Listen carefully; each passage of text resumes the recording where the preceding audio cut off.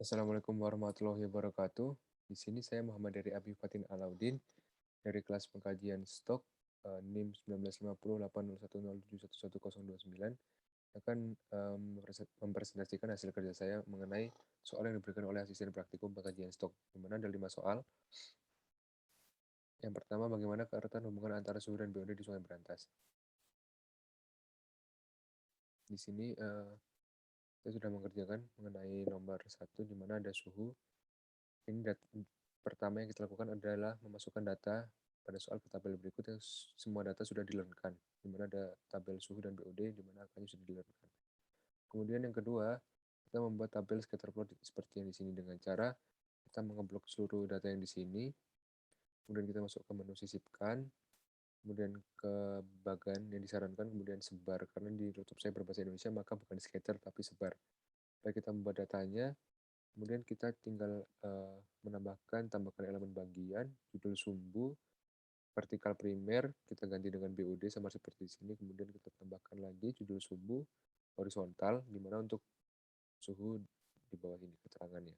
Oke, baik. Bagian yang sudah saya rapikan berada di sebelah sini. Kemudian setelah membuat bagian scatter plot, langkah selanjutnya adalah membuat tabel di bawah ini, di mana ada X, Y, X kuadrat, dan Y kuadrat. Di mana data X, Y ini adalah data suhu dan BOD. Kemudian X, Y dihitung dengan mengkalikan X dengan Y dengan rumus sama dengan kolom X pertama dikali kolom Y kedua. Kemudian tinggal di blok ke bawah, maka seluruh tabel akan terisi dengan rumus yang sama. Begitu juga dengan X kuadrat dengan rumus sama dengan 3,39 petik 2. Kemudian juga Y dengan rumus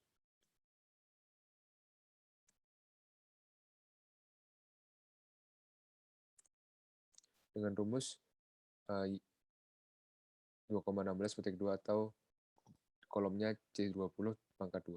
Kemudian tinggal kita jumlah di bawahnya dengan rumus sum kolom ini sampai kolom terakhir. Kita jumlahkan.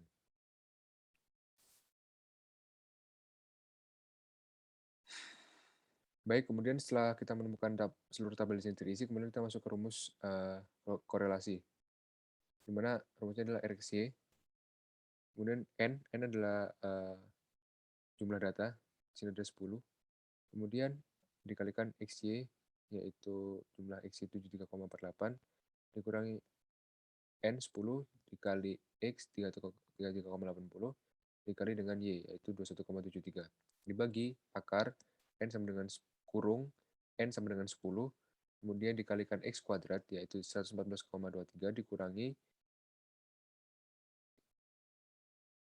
10 sigma X1. X1 adalah 33,80. Kemudian kuadrat, kemudian kurung. Kemudian sebelahnya N sigma Y kuadrat, yaitu 47,56, dikurangi sigma Y 31,73, kemudian dikurung, dikuadratkan. Maka ketemu hasil korelasi yaitu 0,723. Kemudian untuk soal nomor 2 yaitu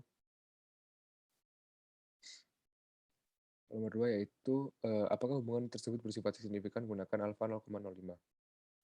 Baik, di sini saya akan menjelaskan pengerjaan saya. Untuk nomor 2, saya membuat pernyataan hipotesis yaitu H0 tidak ada hubungannya antara pertama H0 sama dengan artinya tidak ada hubungan antara suhu dan BOD. Kemudian H1 artinya ada hubungan antara suhu dan BOD. Kemudian kita menggunakan N10 dan alfa 0,05 dan menggunakan distribusi sampling T. Kemudian kita membuat titik kritis di mana DB sama dengan N kurangi 2. N tadi adalah jumlah data di mana 10. 10 kurangi 2 sama dengan 8. Kemudian di tabel adalah T alfa dibagi 2, titik 2 DB. Ini untuk mencari di T tabel. Kemudian kita untuk mencari rumus ini kita mencari di T tabel. Kemudian untuk mencari data di T tabel kita membuka tabel T. Di sini saya akan membuka tabel T di mana tadi 0,025.28 berarti di 0,25 di baris ke-8 di mana di sini ditemukan 2,306. Oke, kembali ke Excel. Kita masukkan ke Excel 2,306. 2,306 di sini kita masukkan. Baik. Setelah itu kita membuat variabel penolakan atau penerimaan di mana minus 2,306 kurang dari minus 2,306 sama dengan tolak H0 dan lebih dari 2,306 sama dengan tolak H0 juga. Di antara itu maka daerah yang disebut terima H0. Baik, setelah itu kita lakukan uji statistika di mana RxY yang kita sudah dapat di korelasi di mana nilainya 0,723, 0,723 kita masukkan ke sini. Kemudian kita melakukan perhitungan T hitung dengan rumus T hitung sama dengan akar N kurangi 2 sama dengan 8 dibagi akar 1 dikurangi 0,723. Kemudian ditemukan 2,96. Keputusan dengan kesimpulan yaitu T hitung sama dengan 2,96 yang artinya dia berada di daerah tolak H0, di mana yang artinya adanya hubungan antara suhu dan BOD di Sungai Berantas. Oke, baik, lanjut nomor 3.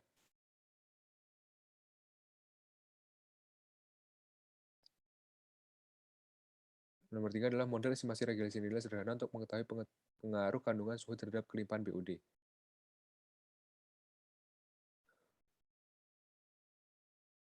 Oke, nomor 3 di sini kembali langkah pertama yang kita lakukan adalah memasukkan data yang pada nomor pertama yang dimana sudah di-learn-kan semua.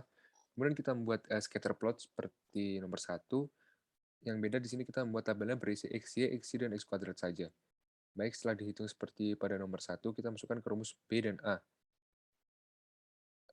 Rumusnya adalah N sigma sama dengan 10, rumus B sama dengan 10 dikali XY, sigma XY, dikurangi sigma X dikali sigma Y, dibagi sigma X kuadrat dikurangi sigma X 33,80 dikuadratkan. Jadi di sini untuk angkanya yaitu 73,48 dikurangi 33,80 dikali 21,73 dibagi 114,23 dikurangi 33,80 kuadrat. Baik, ditemukan hasilnya 6,271 untuk B. Kemudian untuk rumus A-nya yaitu sigma Y1 yaitu 21,73 dibagi 10, dibagi 8 maksud saya karena N-nya 8. Oh, maksud saya 10 karena jumlahnya 10, mohon maaf. Dikurangi B di sini yaitu 6,271 dikalikan dengan sigma X yaitu 33,80 dibagi 10. Ditemukan hasil min 19,019 karena 3 angka di belakang koma. Kemudian untuk menemukan model estimasi yaitu rumusnya model estimasi sama dengan Y sama dengan A plus BX, di mana A sama dengan minus 19,019 ditambah 6,271 X yaitu BX. Oke, lanjut. Nomor 4. Nomor 4 yaitu koefisien determinasi. Kita disuruh untuk mencari koefisien determinasi. Maka di sini saya menjelaskan tentang koefisien determinasi yang sudah saya hitung.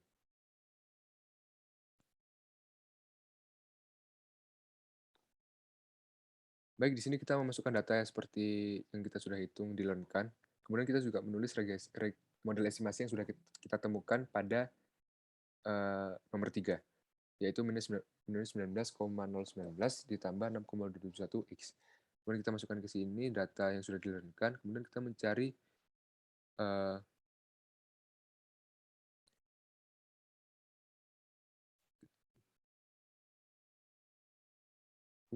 Y rata-rata di sini. Dengan cara model estimasi ini dikalikan, kita di sini mencari model estimasi. Mohon maaf, bukan model rata-rata. Mencari model estimasi dengan rumus ini. Minus 19,019 ditambah 6,271. X-nya ini kita masukkan X pada kolom pertama. Ditemukan hasil 2,26, kemudian kita tinggal blok ke bawah dan ditemukan hasil seperti ini. Kemudian setelah menemukan tabel model estimasi di sini, kita langsung ke rumus Y rata-rata. Untuk menemukan Y rata-rata yaitu sigma Y1 yaitu 21,73 dibagi 10. Mohon maaf, maksudnya sigma model estimasi Y yaitu 21,75 dibagi 10 sama dengan 2,175. Itu untuk Y rata-rata. Kemudian di sini dengan rumus kita mencari model estimasi Y dikurangi Y rata-rata. Itu sama dengan 2,26 dikurangi 2,175. Maka di sini temukan hasil 0,087, maka tinggal di-drag ke bawah dengan rumus yang sama. Kemudian di sini ada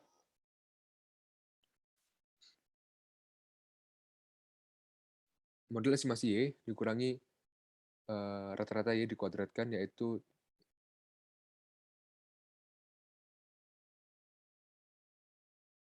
0,087 kuadrat jadi 0,08. Baik, di sini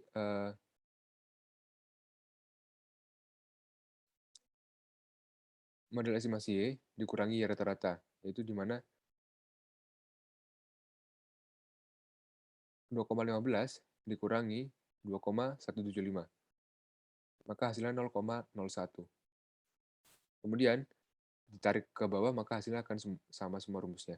Kemudian di sini tinggal kita mengkuadratkan 0,01 menjadi 0,01, 0,18 menjadi 0,311. Kita hanya kuadratkan kolom yang di kirinya. Oke, setelah kita menemukan seluruh data di sini, kita masuk ke rumus R kuadrat sama dengan sigma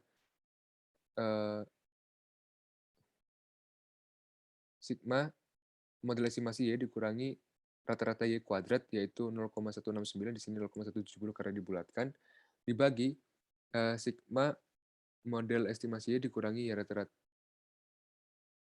dikurangi sigma Y dikurangi rata-rata Y kuadrat, maksud saya. Menjadi 0,324 sama dengan 0,52 per 100. Yang diinterpretasikan artinya adalah kandungan BOD yang dipengaruhi oleh suhu sebesar 52%, sedangkan 48%-nya dengan 48% lainnya dijelaskan oleh variabel-variabel lain di luar model. Baik, kita langsung ke nomor 5 di sini. Dengan soal apakah pengaruh suhu terhadap kelimpahan BOD bersifat signifikan? Di sini saya sudah menjelaskan mengenai uji hipotesis regresi. Saya pertama membuat pernyataan hipotesis di mana H0 adalah kandungan suhu tidak mempengaruhi BOD, kemudian H1 adalah kandungan suhu mempengaruhi BOD. Kemudian ukuran sampelnya N10, kemudian alfa 0,05, distribusi sampling menggunakan distribusi sampling F, kemudian di titik kritisnya P sama dengan derajat bebas. Jadi P itu adalah jumlah data individu. Jadi P sama dengan 1, kemudian DB1 sama dengan P sama dengan 1. Kemudian DB2 sama dengan N dikurangi P dikurangi 1. N-nya 10 dikurangi 1 dikurangi P sama dengan 1, jadinya 8. Oke, untuk F tabel di sini kita mencari pada F tabel di sini saya sudah menyiapkan untuk tabel F yaitu 18. Di sini kita menemukan 5,32. Karena tadi DB-nya 1, kemudian di baris ke-8. Kemudian kita masukkan 5,32. Kemudian kita membuat daerah penolakan atau penerimaan seperti ini, di mana yang lebih dari 5,32 menunjukkan tolak H0, dan yang 0 sampai 5,32 menunjukkan terima H0. Kemudian kita membuat statistik uji di sini, membuat tabel ANOVA. Oke, di sini kita membuat derajat bebasnya 1, kemudian derajat error galat ini sama dengan DB2 yang sudah kita hitung sama dengan 8, maka dijumlah sama dengan 9. Kemudian jumlah kuadrat regresi, yaitu sini rumusnya sigma rata-rata Y dikurang sigma model estimasi Y dikurangi kuadrat yang kita sudah hitung 0,17, di mana di sini 0,170 ya. Ini diambil 2 angka di belakang koma. Kemudian di sini 0,154 atau JKG-nya itu didapat dari rumus JK total dikurangi JKR. Nah, JK total 0,32 ini didapat dari sigma Y1 dikurangi rata-rata Y kuadrat. Dimana kita sudah dapat di sini 0,324. Oke. Maka dimasukkan di sini, kemudian tinggal dikurangi 0,32 dikurangi 0,17 sama dengan 0,154. Kemudian kita mengisi kuadrat tengah. Kuadrat tengah di sini sama dengan jumlah kuadrat 0,17 dibagi derajat bebas sama dengan 1. Berarti 0,17 dibagi 1 sama dengan 0,17. Kemudian ini juga 0,154 dibagi 8 sama dengan 0,0193.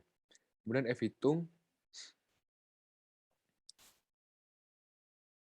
kita dapat dari 0,17 dibagi 0,0193. Didapatkan F hitung. Kemudian F tabelnya kita sudah dapat tadi di sini 5,32.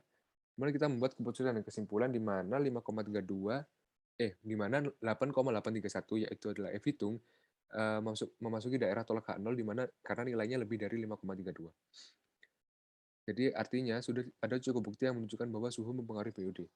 Setelah uji F, kita melakukan uji T, di mana pernyataan hipotesis yang saya buat kandungan nitrat tidak H0 sama dengan artinya kandungan nitrat tidak mempengaruhi kelimpahan fitoplankton. Kemudian H1 artinya kandungan nitrat mempengaruhi kelimpahan fitoplankton. Kemudian ukuran sampel dan tingkat kesalahan menggunakan N-nya sama dengan 10, kemudian alfanya 0,05. Kemudian distribusi sampling sama dengan distribusi sampling menggunakan P. dB-nya sama dengan 8, kita masukkan dari kita mendapatkan 0,025 di baris ke-8 yang mendapatkan hasil 2,306 di tabel T. Kemudian kita langsung membuat daerah penolakan atau penerimaan. Di sini B-nya kita sudah dapat pada analisis regresi ya, B-nya 6,271. Kita masukkan di sini, kemudian KTG-nya 0,019. Itu kita sudah dapat di